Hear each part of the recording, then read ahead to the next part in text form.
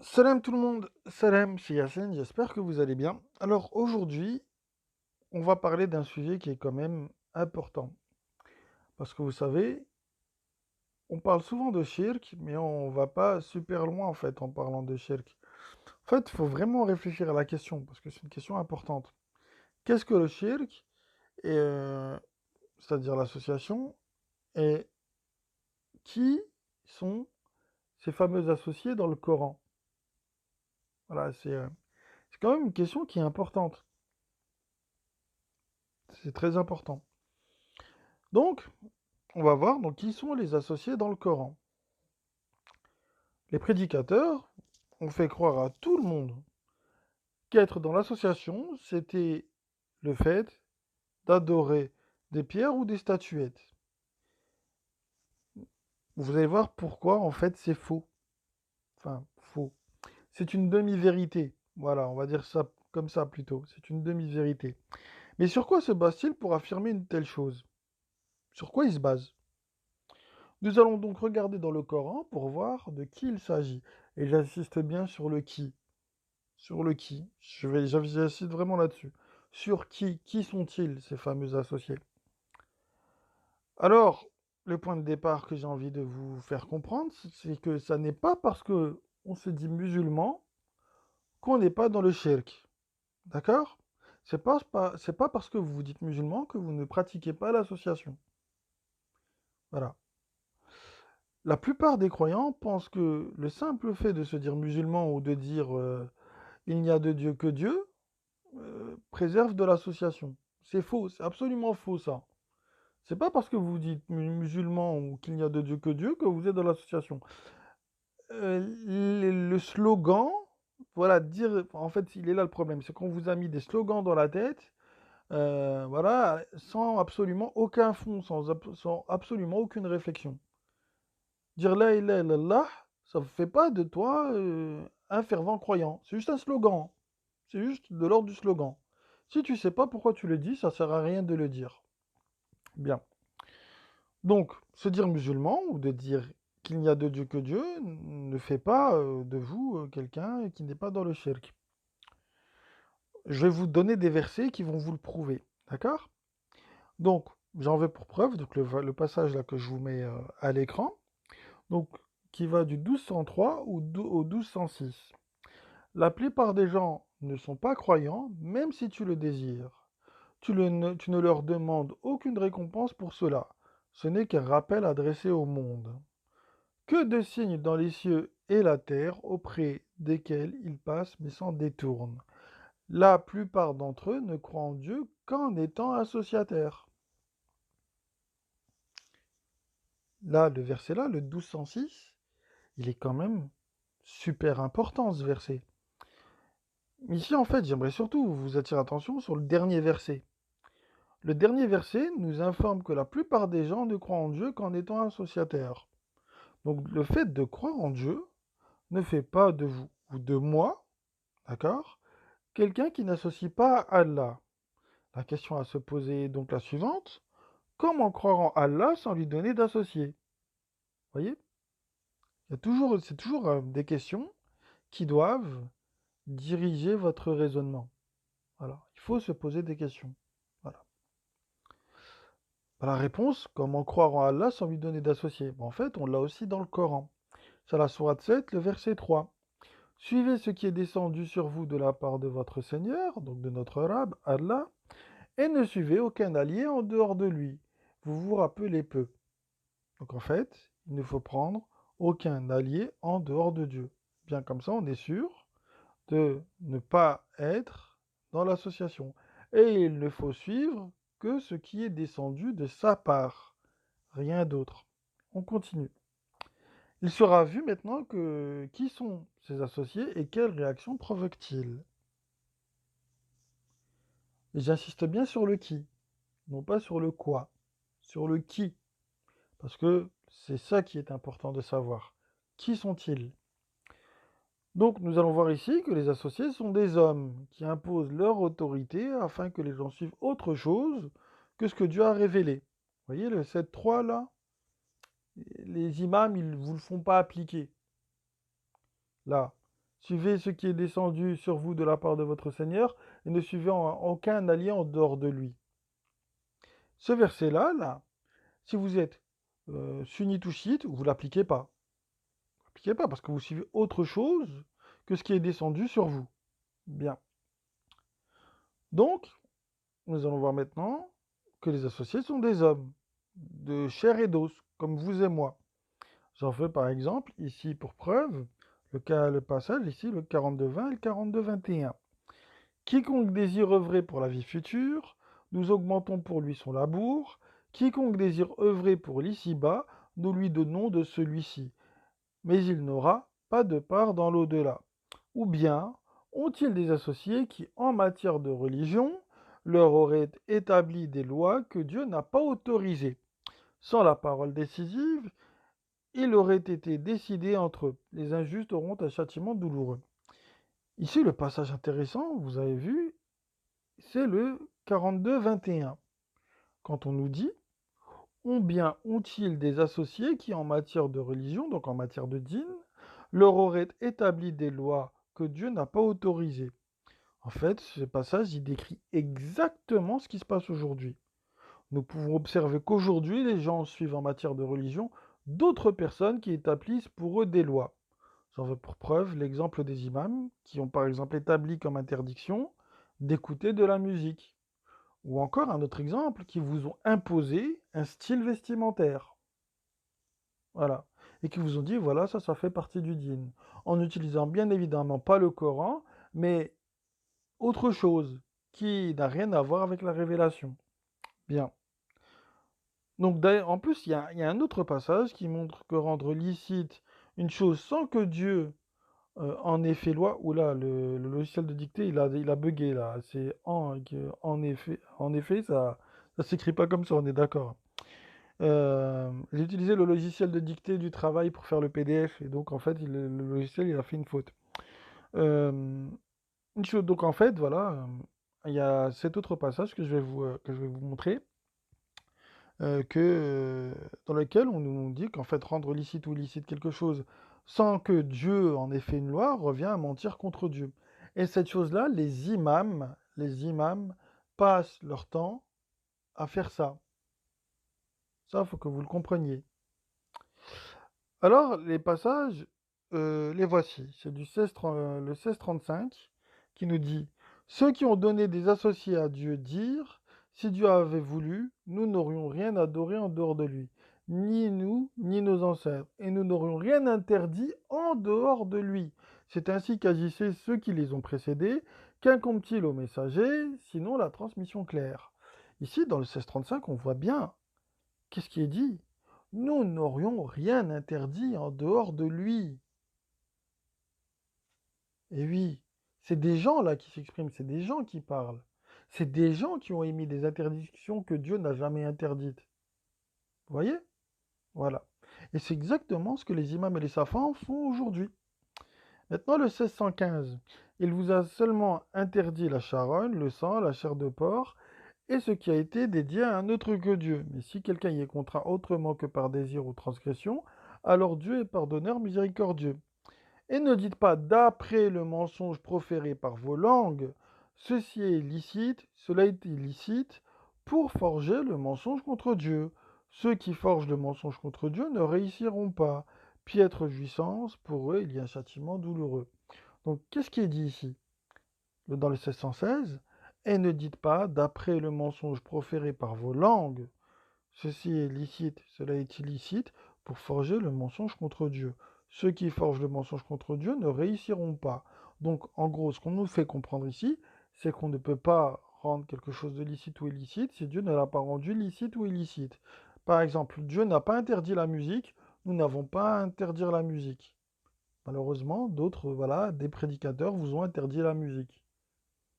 Et si vous suivez cette interdiction-là, dans ces cas-là, vous donnez des associés à Dieu. Voilà. Donc là, maintenant, je vais vous donner des preuves complémentaires qui démontrent que ce sont des personnes, ces gens-là. Et donc, je vais prendre donc, ce premier passage donc, qui va du 791 au 797. Lui associe-t-il ce qui ne crée rien et qui est lui-même créé? et ce qui ne peut ni les secourir, ni se secourir lui-même. Si vous les appelez à la guidance, ils ne vous suivront pas. C'est la même chose pour vous, que vous les appeliez ou que vous vous taisiez. Ceux que vous appelez en dehors de Dieu sont des serviteurs comme vous. Appelez-les donc, qu'ils vous répondent si vous êtes véridiques. Ont-ils des pieds avec lesquels ils marchent? Ont-ils des mains avec lesquelles ils saisissent? Ont-ils des yeux avec lesquels ils voient?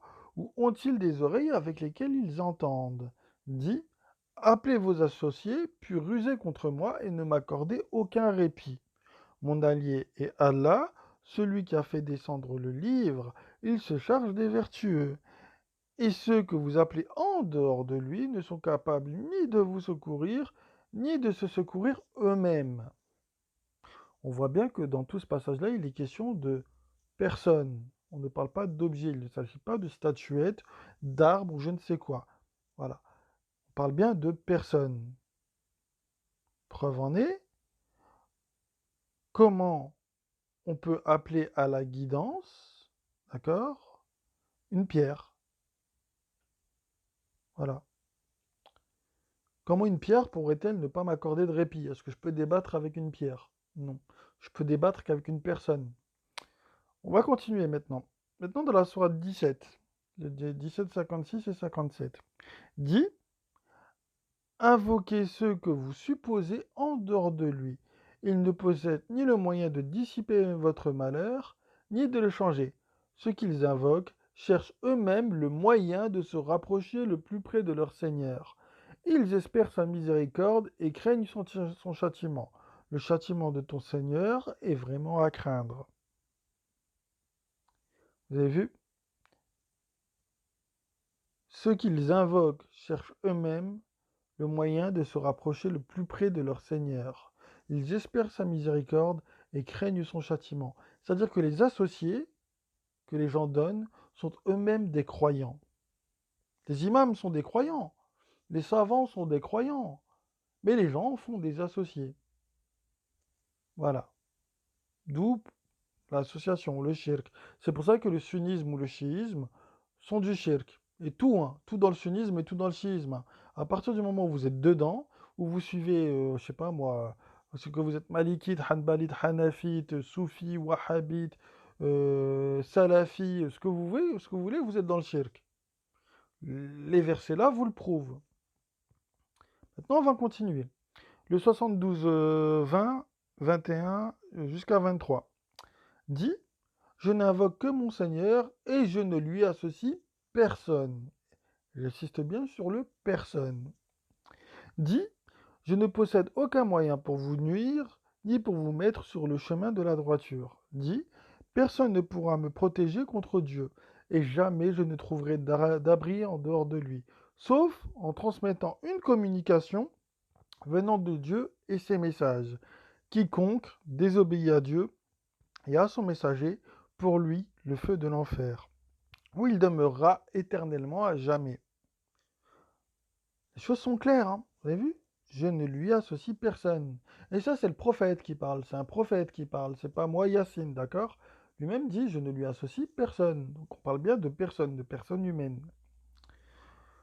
Donc dans la dernière partie, nous allons voir quelle réaction suscitent ces personnes au jour du jugement. Que vont-ils faire? Quelles réactions vont-ils avoir? Quelle interaction vont-ils avoir entre eux? Donc, le premier passage que j'ai sélectionné, donc c'est le 1686 et le 1687. Quand ceux qui ont attribué des associés à Dieu verront leurs associés, ils diront, ô notre Seigneur, voilà nos associés que nous invoquions en dehors de toi. Ils leur lanceront alors cette parole, vous êtes des menteurs. Ce jour-là, ils proposeront à Dieu la reddition. Et ce qu'ils inventaient les abandonnera. Donc en fait, le jour du jugement, en fait, les gens, ils vont dire à leurs imams, à leurs savants, vous êtes des mythos, vous nous avez toujours menti, vous nous avez envoyés dans le mur. Voilà. Et tout ce qu'ils ont inventé là, toutes les règles à la sunna, etc., ils vont tout abandonner. Maintenant, le 1852 jusqu'au 1856, il me semble, le jour où il dira, donc c'est Allah qui parle, appelez ceux que vous prétendiez être mes associés. Il dit bien ceux, parce qu'il parle bien de personnes. Il ne parle pas de choses, il ne parle pas d'objets, il parle bien de personnes. Le jour où il dira, appelez ceux que vous prétendiez être mes associés. Ils les invoqueront, mais ils ne leur répondront pas. Nous aurons placé entre eux une vallée de perdition. Les criminels ont vu le feu. Ils sont convaincus qu'ils vont y tomber et qu'ils n'en trouveront aucun échappatoire. Nous avons exposé pour les gens dans ce Coran toutes sortes d'exemples, mais l'homme est sur la plupart des choses disputeur. Ce qui a empêché les gens de croire lorsque la guidance leur est venue, ainsi que de demander pardon à leur Seigneur, est seulement qu'ils souhaitaient que la sunna, et on parle bien de sunna, que la sunna des anciens leur vienne, ou que le châtiment leur vienne en face d'eux. Nous n'envoyons d'envoyer que comme annonceurs et avertisseurs, vous voyez, nullement comme législateurs, que comme annonceurs et avertisseurs. Bien.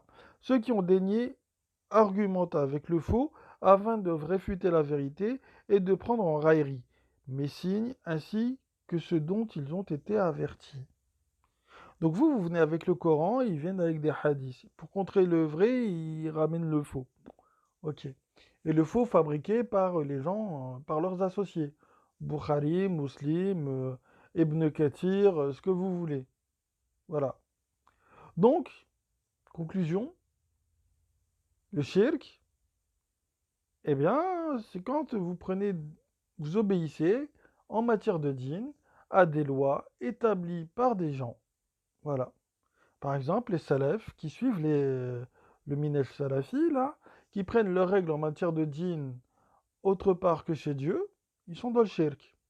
Les Malikites qui prennent leurs lois en matière de dîn chez l'imam Malik, ils sont dans le shirk.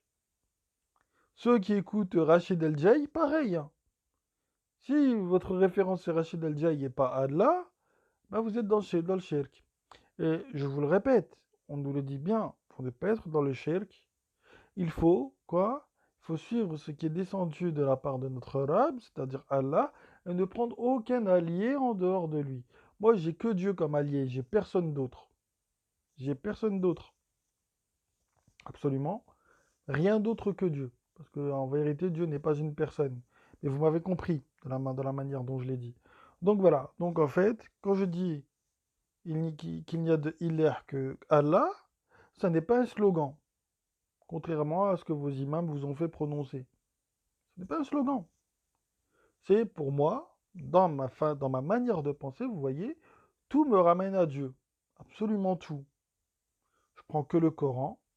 Là, quand je vous fais des vidéos, il n'y a que du Coran. Voilà. Je suis l'ordre de Dieu.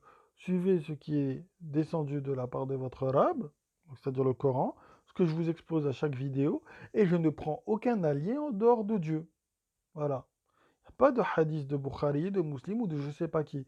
Dans toutes mes vidéos, il n'y a que du Coran. Voilà. Donc, message à ceux qui rigolent ou qui se moquent. euh, j'ai envie de vous dire, si demain, on va partir dans de la fiction, si demain le prophète revient, voilà, Mohammed, euh, et qui vous dit non, non, il faut suivre que le Coran, comme moi je vous dis, parce qu'il le dit ça aussi, hein, justement, il le dit dans le Coran. Il dit qu'il faut suivre uniquement ce qui est révélé. Il faut suivre uniquement ce qui est descendu. Vous avez même dans la sourate Mohammed, la deuxième version, vous dit de suivre ce qui est descendu sur Mohammed. Pas les rumeurs qu'on raconte sur lui. Donc à partir de ce moment-là, où je ne prends que Dieu, je suis préservé du shirk. À partir du moment où on prend que la révélation et rien d'autre, et j'insiste bien sur le rien d'autre, on est préservé du shirk. Voilà. Bon, ici, bah voilà, j'ai tout dit en fait, je pense. Bon, pardonnez-moi pour la petite coquille tout à l'heure, c'est pas moi, c'est le logiciel de dictée, parce que je l'ai fait avec le logiciel du travail. Donc, va falloir que j'entre le mot là dans la base de données, comme ça fera plus l'erreur. Donc sur ce, bah moi je vous passe le salam, et je vous dis à une prochaine. Salam.